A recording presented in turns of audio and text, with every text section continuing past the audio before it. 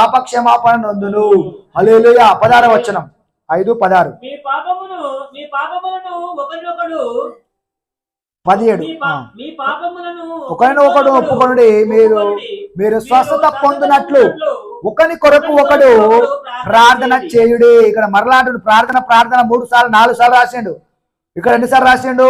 మొదటి 13వ అధ్యాయంలో అతడు ప్రార్థన చేయవలెను ఒకటి. మళ్ళీ 14వ వచనంలో రోగం ఉందా కూడా ప్రార్థన చేయవలను.